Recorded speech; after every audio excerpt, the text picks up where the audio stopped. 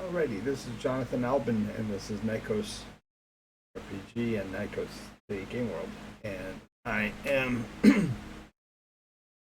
I am here to travel the world and map like crazy.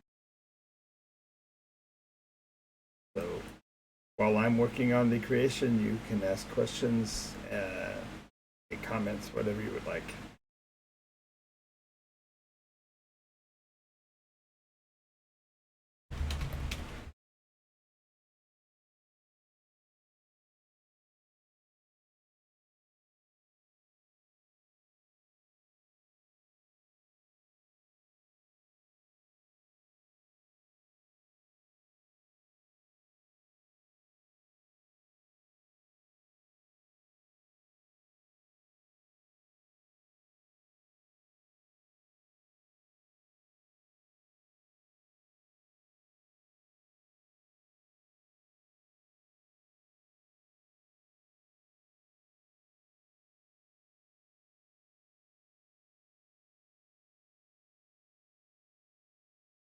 Making sure my sound's working. Yep, sound is working. And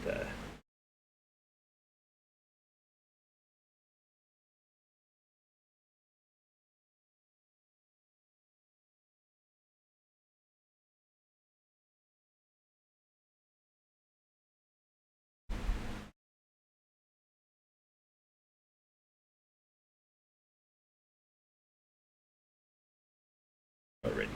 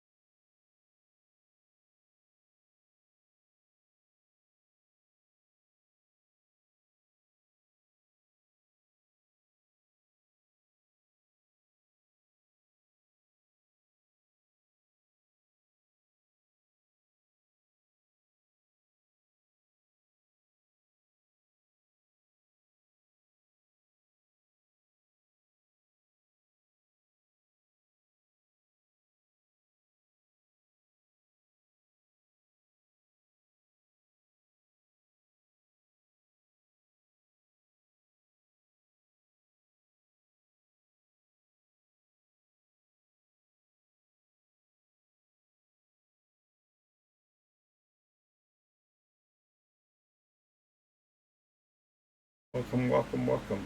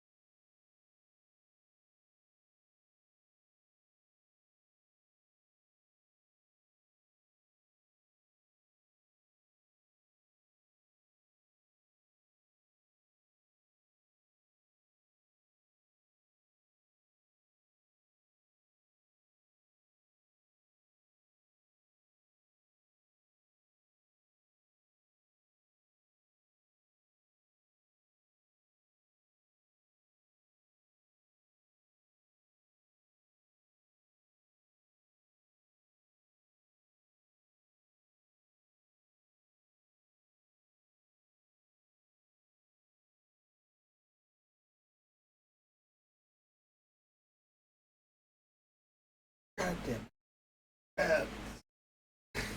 Ah, God.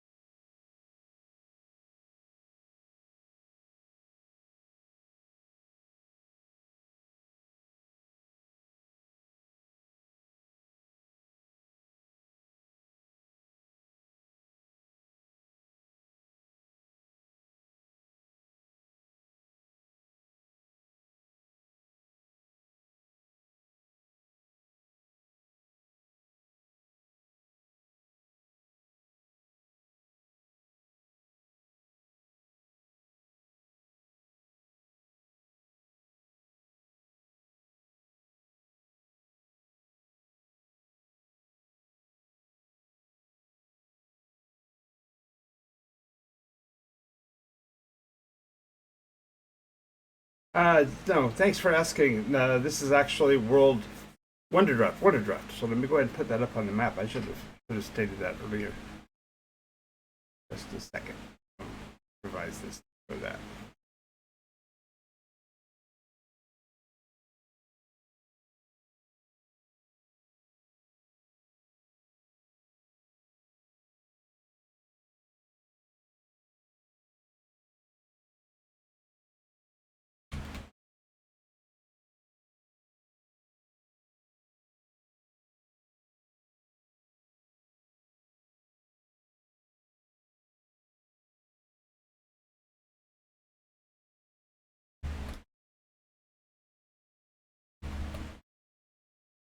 Thanks for asking. I just wasn't actually looking at the screen. I apologize. I get a little drawn into what I'm doing and forget.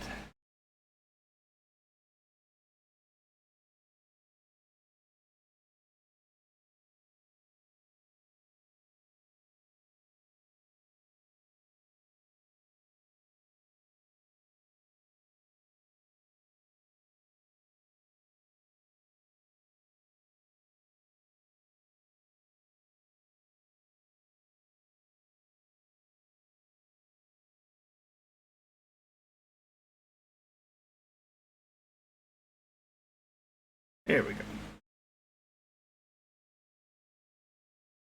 Yeah, so working in Wonder Draft. This is the region known as Mantara. I'm learning how to use the regional tools and things like that. So I'll be working on this. One of the sidelights of working on a world with the idea of trying to complete it in 80 days is you have to slip up and down the scale pretty quickly to get everything in that you want to get to within that time frame. And so I'm having to learn to work on the larger scale so that I'm doing entire regions instead of individual cities and such, because cities are fun, but they eat up a lot of time. And since we have an agenda here, I'm trying to fulfill it.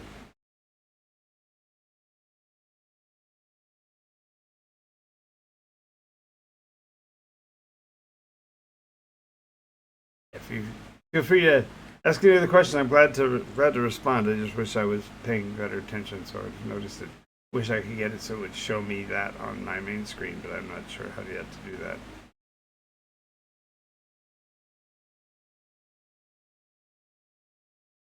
Back to the process. Where was I? There we go. Acceleration. And we'll do paths.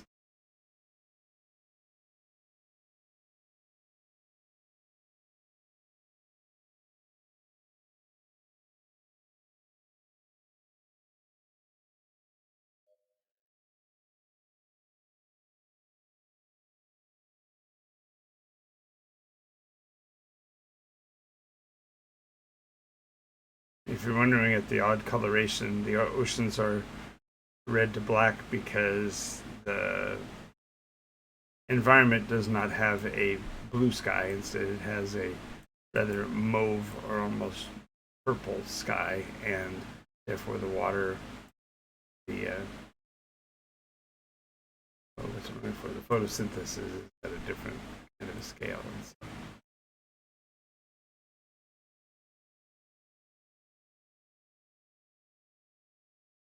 therefore, plants are more towards the yellow end of the spectrum.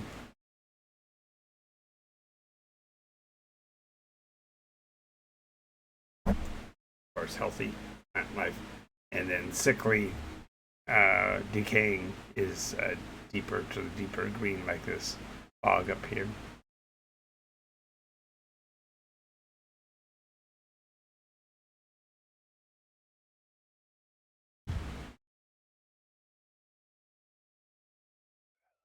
Hello,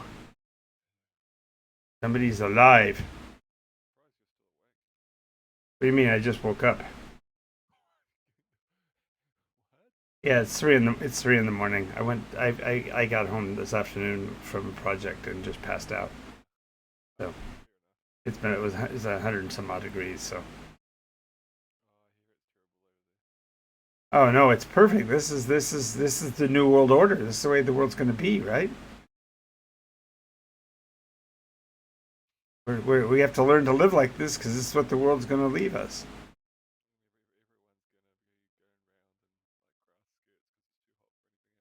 Yeah, exactly. Grass skirts with AK-47s and hatchets.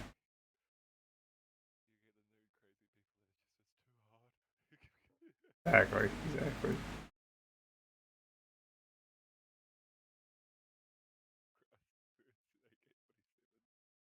Yeah, why not? I watched a video on Kalishnikov. He's a pretty impressive guy. Alexei Kalishnikov. I think he's either Polish or Serbian. He worked he worked for the Russians in the 1940s and near the end of. Uh huh. Oh, good. Spelling on my end that never. Oh, now now I'm offended. No, just kidding.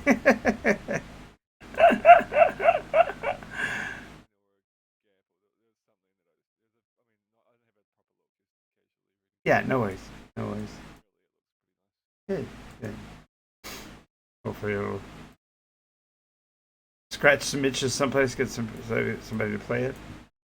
I have another game store I'm going to be sending more copies to next week. They're going to have their.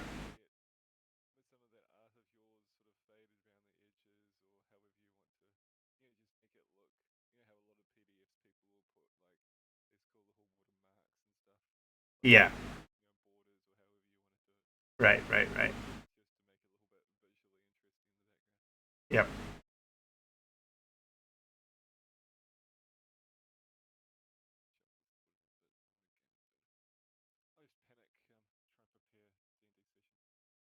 I'll try your sessions today.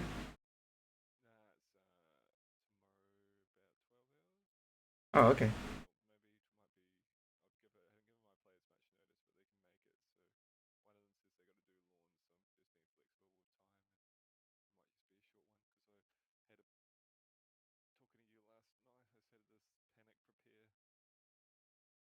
Uh huh.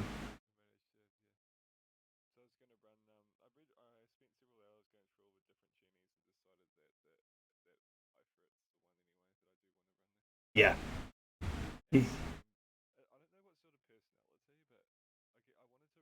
If you haven't seen it yet, there's a great movie called 3,000 Years of Longing.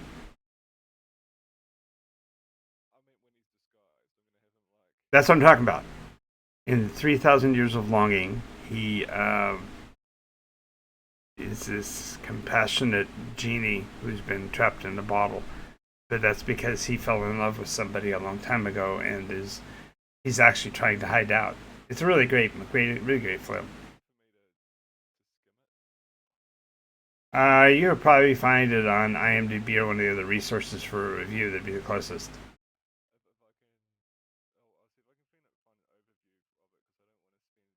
Right, that's what I meant. Yeah, that's what I meant. That's what I meant. Yeah. Okay.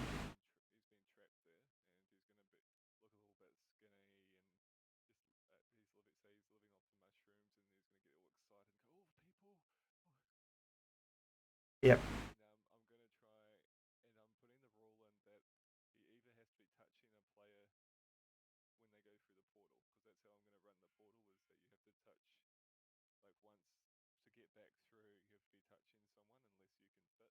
Right. Right.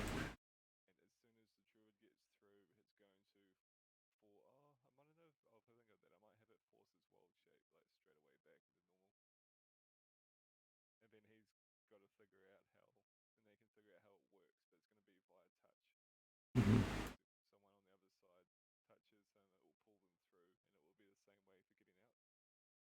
Oh, cool.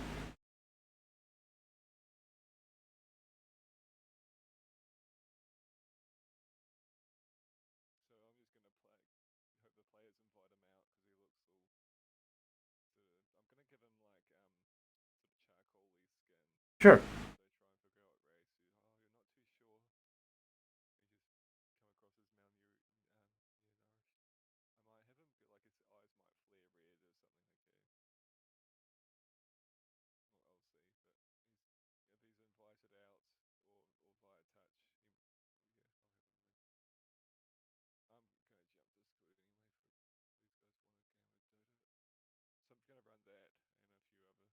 Okay. Okay.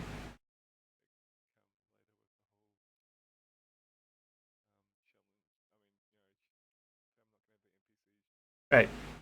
I get you.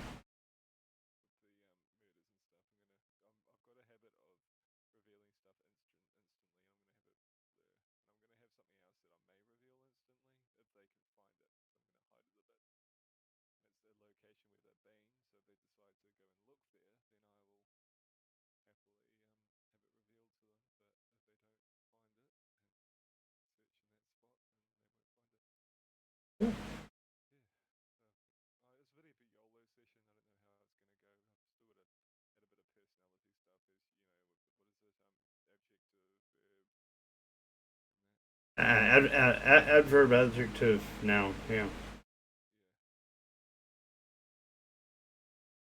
Yep.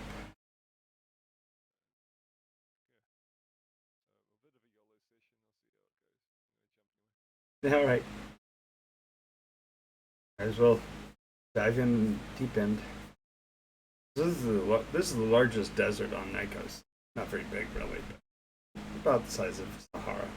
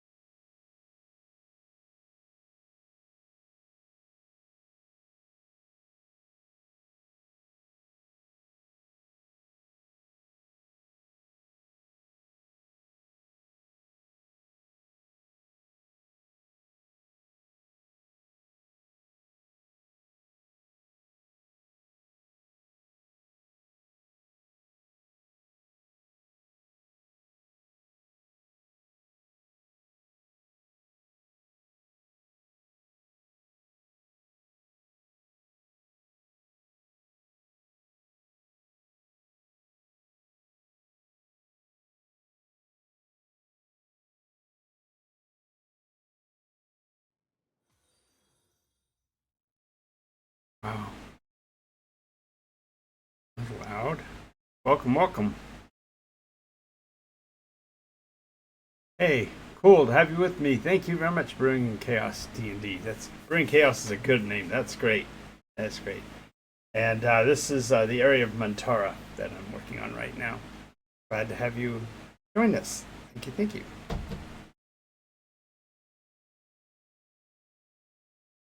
And if you are not familiar with Wonder Draft, it's one of the best tools out there as far as speed building. I My world was developed about 40 years ago. I've been playing Dungeons and Dragons since I was 11, and I finished the first version of my map in 1978, and so each map I'm working on now is just a separate area map of that. I'm almost like rebuilding the world, but I'm doing it in such a fashion. Oh, Wonderdraft, W-O-N-D, just like it's spelled here, W-O-N-D-E-R, D-R-A-F-T, and it was a one-time purchase. You don't have to pay like a monthly something or other to keep it going, so it's really nice for that. And it does all kinds of really cool things, like it can change the elevations. You can add water features. This system with the tiny mountains over here was done by raising and lowering water until I got to the right consistency of the islands. This area along here is called Hammerfall, and the world was split. At one point, this area was connected to the other continent. See my larger scale map. Let me go ahead and save this and I'll show you.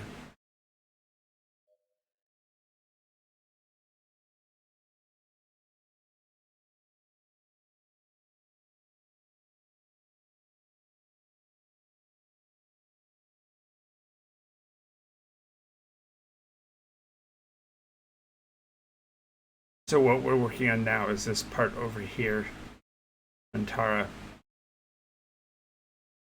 And this edge used to connect to this edge over here on the opposite side of the map.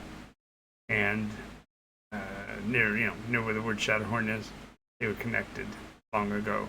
And in a war, in a purpose of preventing an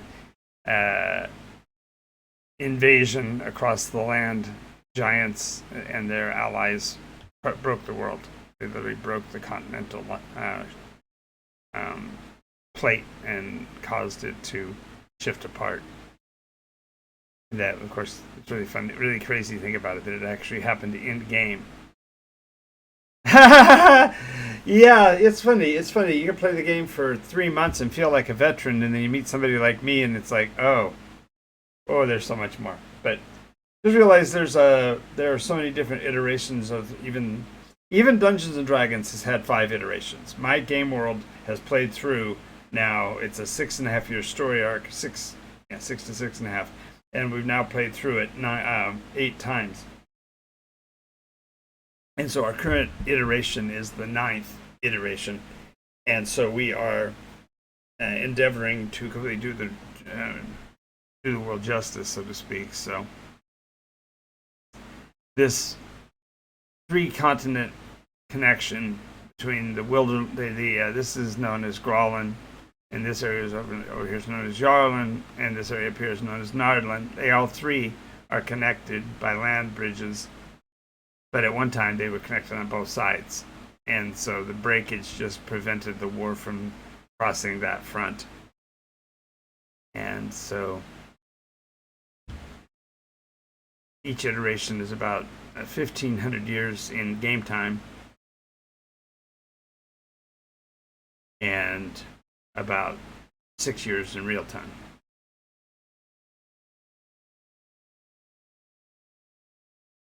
Yeah, exactly. Now, see, in my case, I came into it, honestly enough. I came in as an 11-year-old, and I played with Dave Arneson. And that name may not mean anything to you, but Dave Arneson was one of the 2 guys that designed Dungeons and Dragons.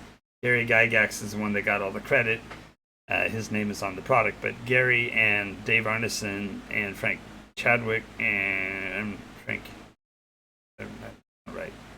Yeah, Frank Chadwick, and then one other member, I'll think of his name here in a second, were the primary designers. And so I got to play it between 3 and 6 months before or after it released. I was 11, and that would have made it 74, but I think it published in 75. So I played it about 6 months before it actually became a product. And so for the first iteration, over half the first iteration, I wasn't even using the Dungeons and Dragons rules because they weren't available yet. So I was running off of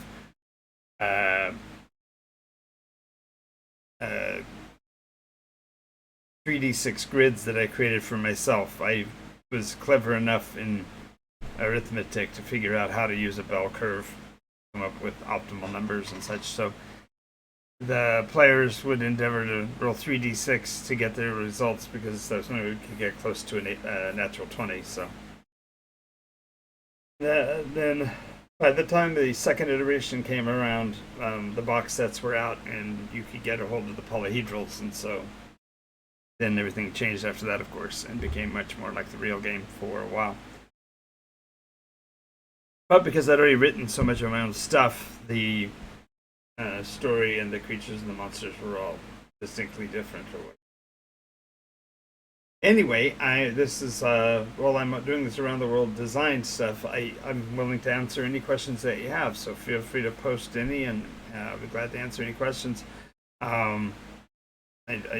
We can talk about local or current conditions of the role play environment. We can talk about the new D&D rules. We can talk about the different forms of role play there are beyond Dungeons and Dragons, because I've run just about every RPG mechanism out there over that time. So I've run Traveler and Vampire and Lord of the Rings, all three versions, going all the way back to Iron Crown. You probably won't even know who that is, but in the 70s, there was a role-playing group that called Iron Crown Enterprises, and they had the original license for Dungeons and Dragons. And so, despite D&D, or I say Dungeons and Dragons, to Lord of the Rings, and so even despite Dungeons and Dragons clearly borrowing heavily from it, they did not have a license for its use, and so Iron Crown made a name for itself simply by being the one property that did have a D&D license. Not D&D, I did it again. Lord of the Rings, Tolkienian license.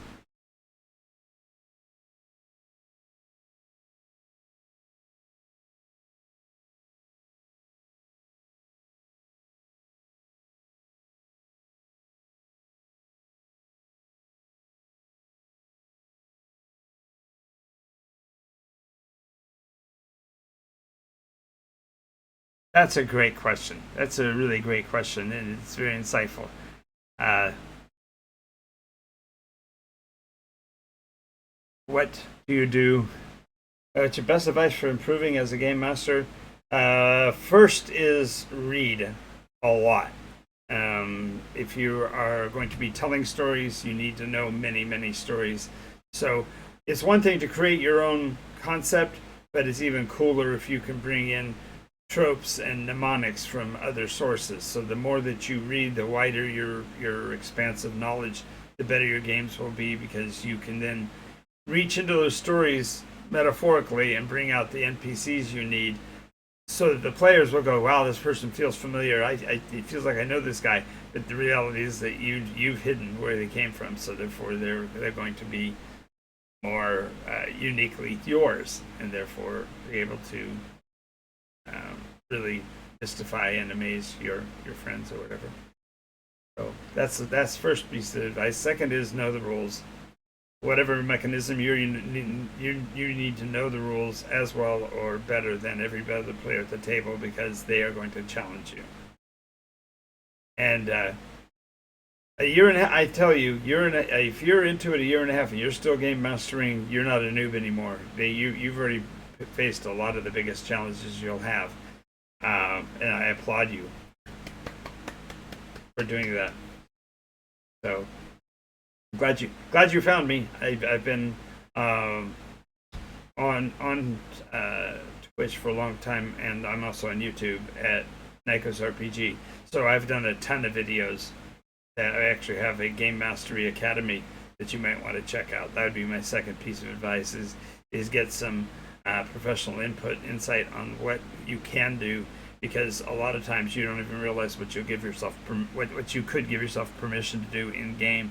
And by having a pretty broad spectrum of accessible information, you can actually go and hunt and peck from the materials I've created, the different pieces that will help you with certain situations. Like I have an entire video on how to handle murder hobos.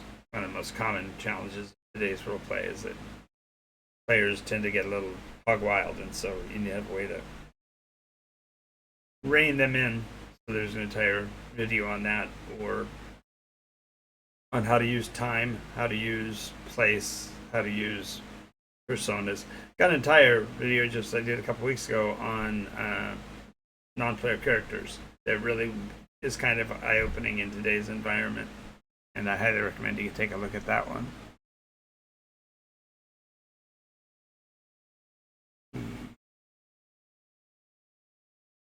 Oh, I haven't put any labels in it. I've only got the ports, two of the cities. Oh, and I've got the one artifact. Okay, so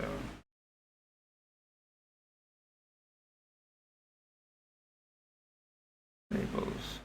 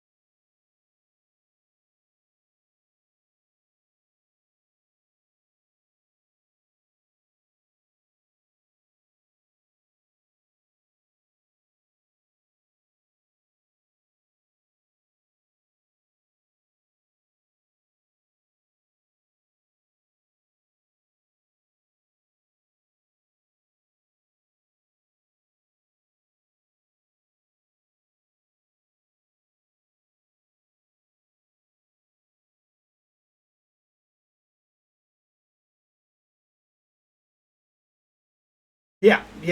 So there's three pieces I think to the quick version of getting better, and the first one is to see every non-player character as a living being. See it as alive in your world.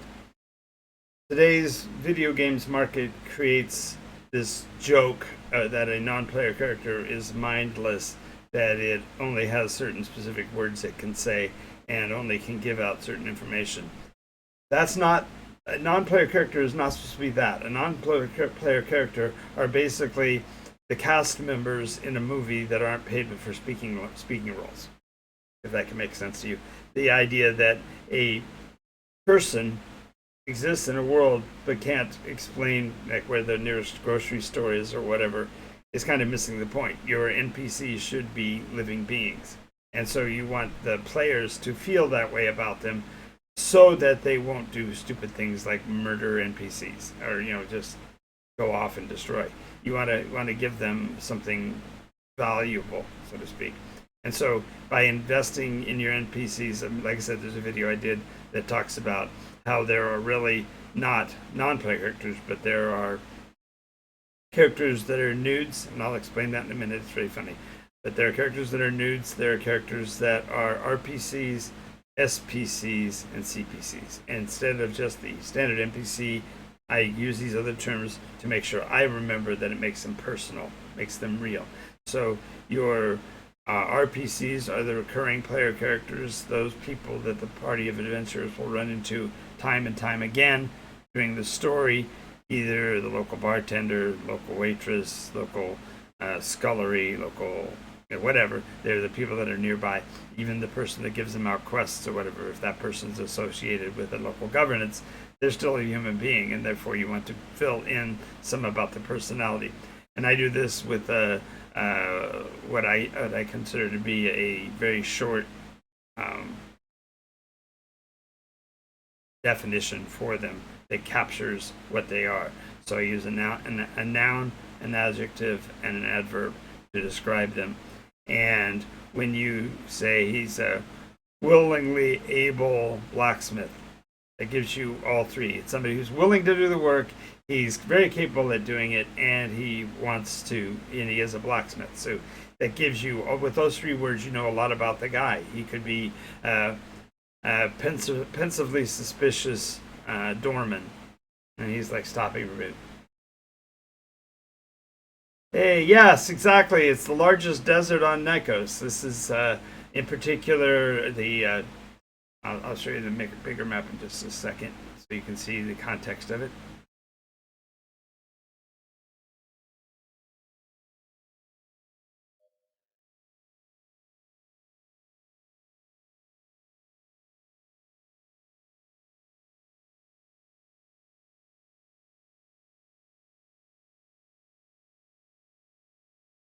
So this area up here in Montara is not yet fully developed, and this map is filling in a big chunk of that. So this is the largest of the deserts of Nikos. Although there's some areas that look like they're desolate in a different way, so they're not truly deserts. They actually have water or salt flats or something. But the deserts of Montara are the largest of the true deserts on the planet.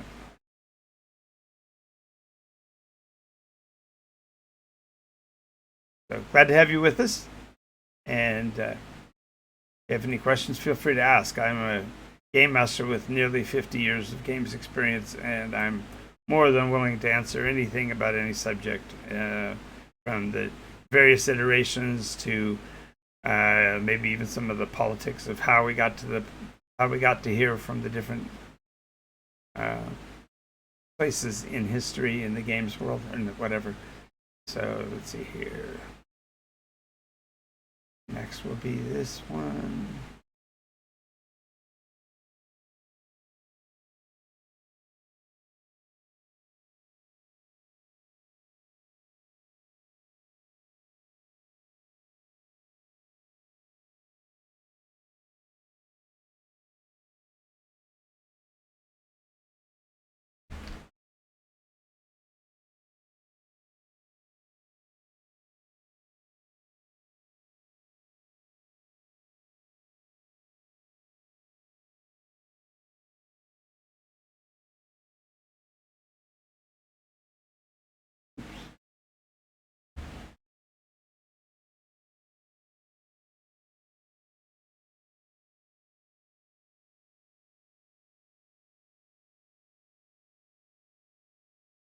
Mess that all up.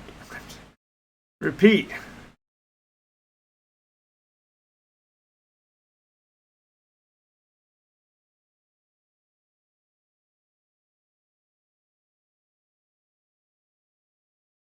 Like the fact that every town is known as label. I had that happen in a game one time. I'd actually done a map up like this, and I'd forgotten to put the name in, and the players said that they wanted to go to the town of Label. It was very funny.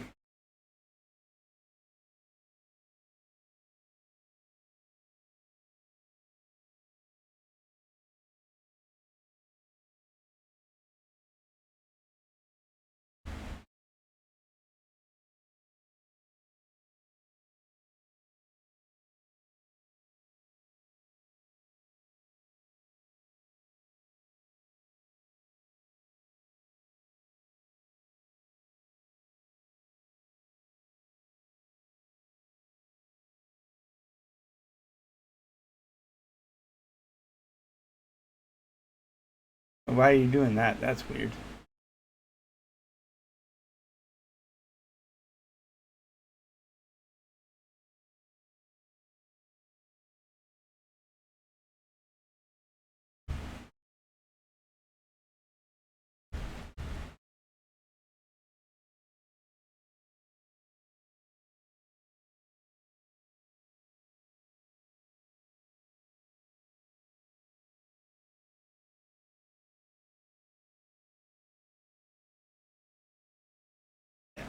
That's fun.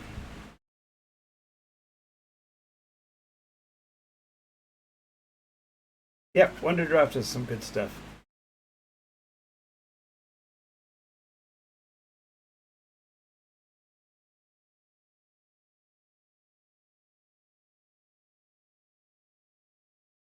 Okay, so yes, quickest way to get published if you're looking for publishing into a marketplace.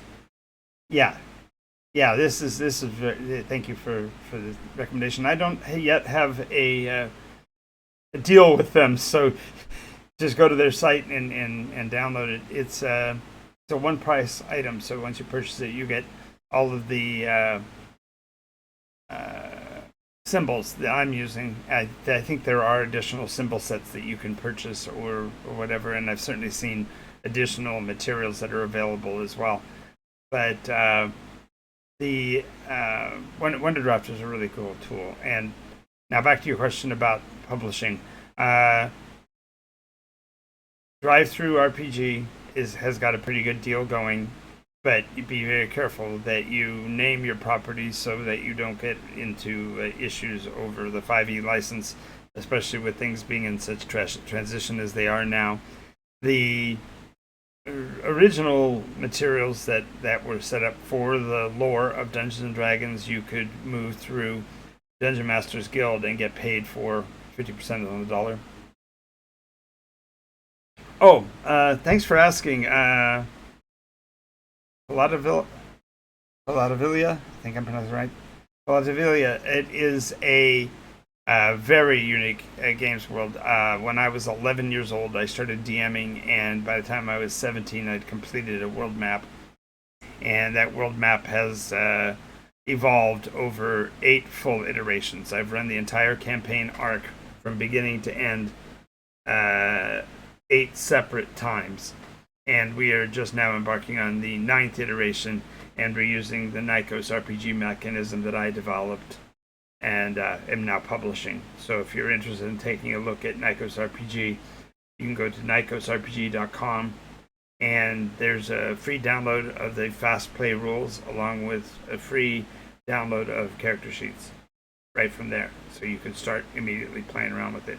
It's really reasonable too. A PDF right now is only $10 for the whole game, and it's set up with only one genre, but it'll eventually have I already have 7 in the docket, so there'll be 7 different genres. So it's a classic fantasy. It's a classic fantasy, but it is so much more. For example, Dungeons and Dragons, you have maybe a dozen species between humans, elves, dwarves, and such like. On Nikos, there are 35 playable species, and that includes all the classics, but although they are definitely put through the ringer because they're Nicosian. So you have the Grund and the Grim, which are the dwarves, and the two of them combined together are the Grundim.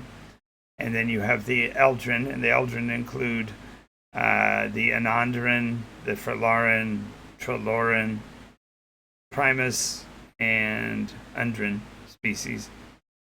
So there's 5 different Eldrin species, and then there are every animal person hybrid kind of character you could think of, uh, such as those that are found in the oh any anime or manga. So there's cat people and dog people and fox people and lizard folk, etc., etc., etc. There's 35 separate species all told, and about 25 of them are the second genesis or animal species. So it's definitely a very different world. It has had it has technology spikes as far as jet aircraft and nuclear weapons, several different iterations. While in other iterations, they never got above rocks and sticks. So it's been an interesting and rocky ride because the players determine the course of things, even though they're given a similar prophecy over time. So, so here, this. Oh, it's not gonna let me.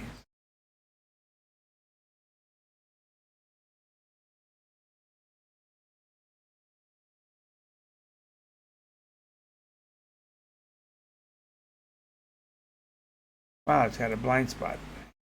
Never had that happen before.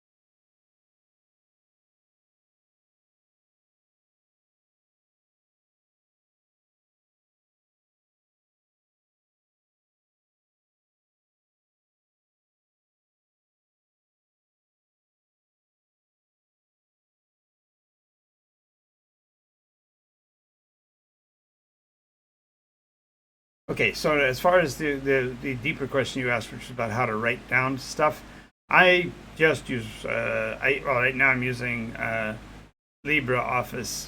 I found it to be more powerful and more resourceful than uh, Microsoft Word, and not nearly as clunky, and I don't have all the license crap. So LibreOffice is what I've been using. You can use a bunch of different ways. If you are going to be keeping an entire planet worth of information, I might suggest something that I am invested in, and that is uh, World Anvil. And World Anvil is like a Wikipedia mechanism, so you can build articles on every facet of your world, and so it's open. It's very open. So you have to be really focused on what you're trying to do, because you can get you go down rabbit holes and find yourself, 7 levels deep into a story arc and not realize you haven't actually put down the names of the NPCs. So just realize that it's so open, it's dangerous from a focus standpoint. But World Anvil, even the basic level, gives you the ability to create a world, and once you've got enough information, then you can feel confident on whether or not you want to spend the money for other levels. Now, full disclosure, I'm into it quite a bit. I purchased a lifetime Sage level membership, so I have an infinite number of worlds I can pursue, and an infinite number of mechanisms, and I use it to be able to slide this information from one game system to the other relatively simply. So uh, that's for the creation process. For publication, any Word document will do. You'll need one piece of, generally you need at least a piece of cover art, and then your text.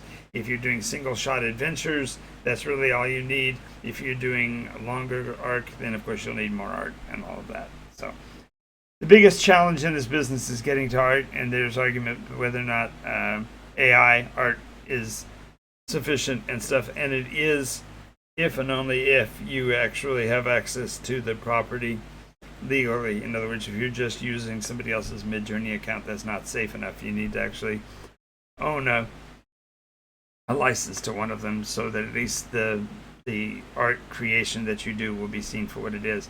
But I can tell you that the players and the artists would much prefer you not use them. So when I do, I use it with FPO and FPO stands for placement only. So you can put a piece of artwork in a project that you're prospectively going to sell, and then mark over the top of that the letters FPO, and that indicates that the art is not going to be the final art. That is going to be just the piece you're using to hold and represent what kind of art you're going to get, and then purchase the actual art. And if you have one or two or three good artists that you're friends with, use them. In my case, this world map building, it's so pretty. I'll be using it for much of my art design only because I don't need to. I don't need to have somebody else do it. I can actually describe these things. So, as far as the other thing, philately, when you were asking about the classic European fantasy, it's a classic global fantasy. So there are areas of Nikos that are very much influenced by Indian technology, like Hindu technology, and then other places there are very heavy Japanese influences and the like, because the human population has been here off and on for each iteration for 8 iterations, and so therefore there's a little bit of everything that's kind of been brought over. Matter of fact, one of the more developed areas of the map is actually based on the Scythians, so it's cleverly hidden. Most of my players don't know where Scythia is, but the leadership was under a woman who was an analog to Tamiris, and very, very fun environment. So.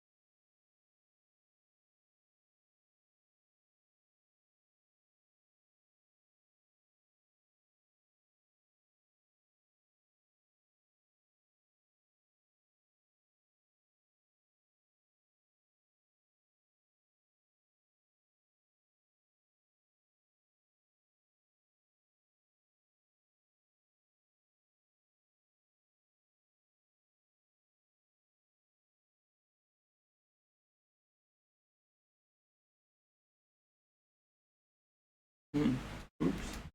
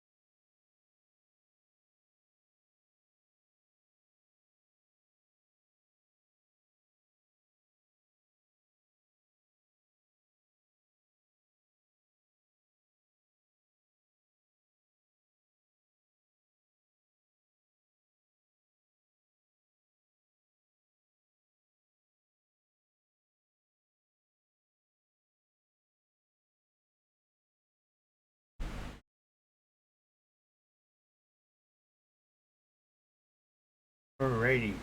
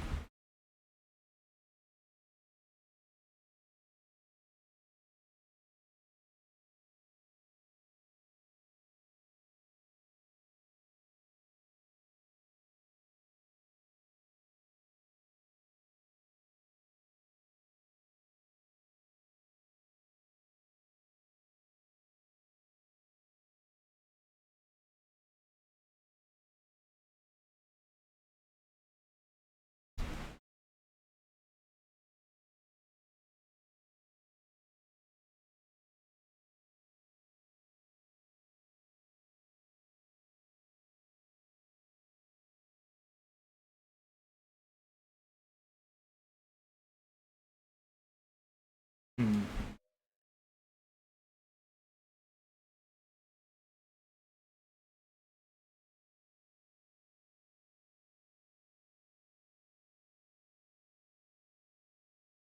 Excellent. Glad to hear from it. Yeah, definitely go make sure you sign onto the Discord because then you can actually speak with me directly. I have hours that I'm available on Discord, and you can actually pop in and ask questions verbally. And that's through the Discord down below.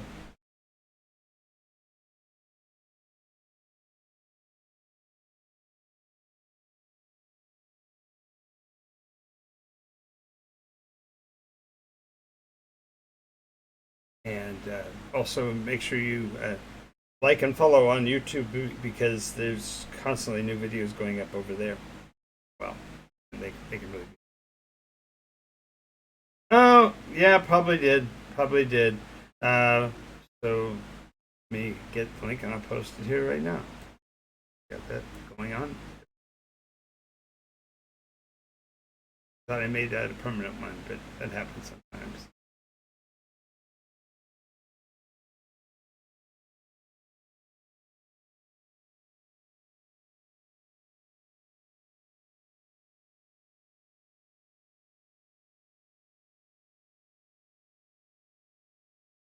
There you go.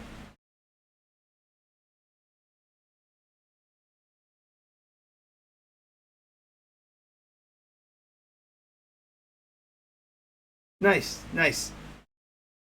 And glad to have you with us. And I do have a game. If you do decide to back my Patreon program at the $20 level, you do get access to a Patreon only game on Sunday afternoon. So you actually get to play in the NycosRPG mechanism with the game with the designer. So that's me.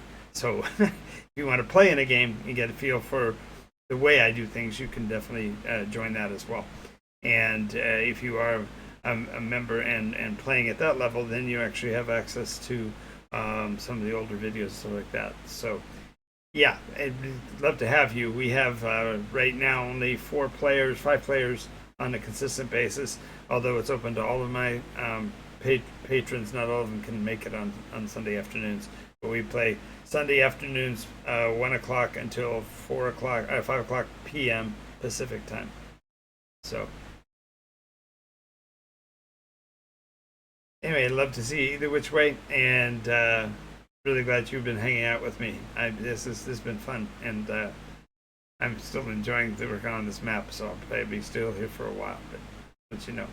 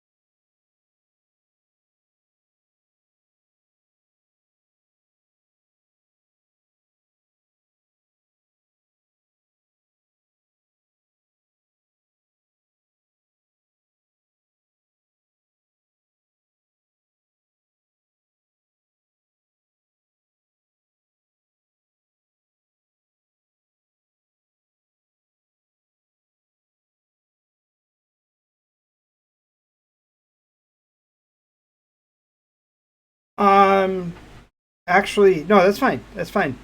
You want to know whether or not you can print this stuff? Yes, you can. If you have a color printer, if you wanted to do it in black and white, there are actually map types that are black and white. I'll show you some of the examples of the icons. They're slightly different because they're made so that they can be colorized or if you want, but they don't have to be. So let me show you here on the symbols path. You can go to the building symbols and you see these ones that are black and white. Those are totally printable in black and white, and there's a lot of them. They're not the full extent of all of them, but a goodly portion of them. And they've also got black line art ones as well, so that you can do black on white. Um, and these, of course, would be great for either one. But these can be colored. These, once you have put them on the board, you can pastel them or whatever. And so you got a huge number of emblems, different trees. See, the different trees are also done up so you can have them as white trees or black and white. Same with the mountains. In fact, more of the mountains are there, more options for the mountains and clouds and such are there. So, yes, you can make a map that's totally printable. And it's just a matter of how you set up the format for the size of the page. Make sure it's going to fit on the page. Like this map, I could definitely put on a. I could put on a website or whatever because I'm building it to be the right format for that purpose. So.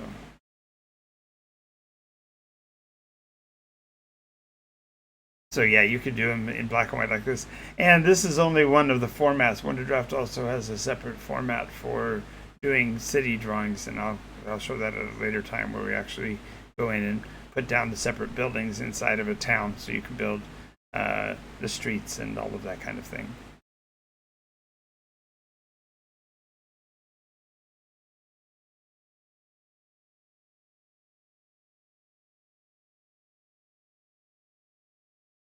Tables.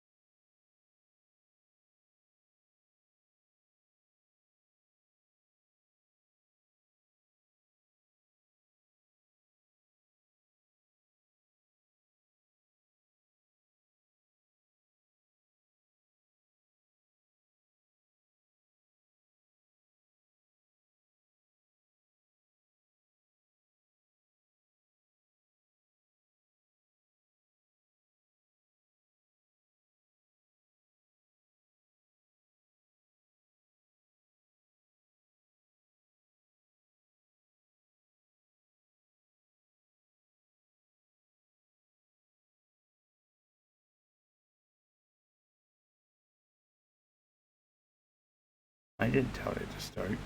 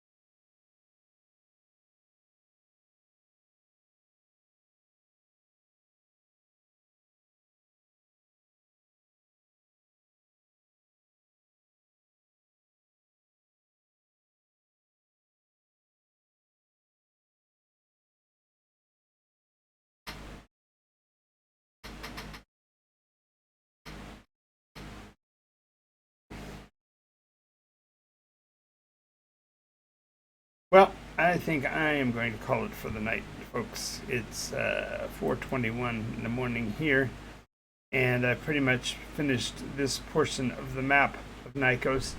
Next session of Around the World in 80 Days, I will probably do the narrative dialogue and descriptions of these places so that you can use them in your campaign, or you can start to envision operating within the realm of Nikos if you so desire.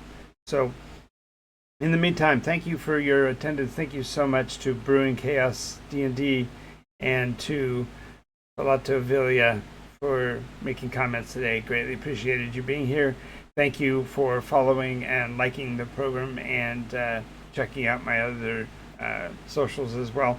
And I hope to see you again soon.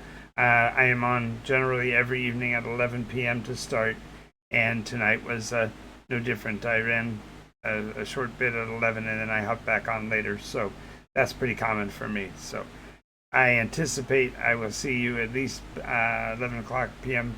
Pacific time tomorrow. This is John.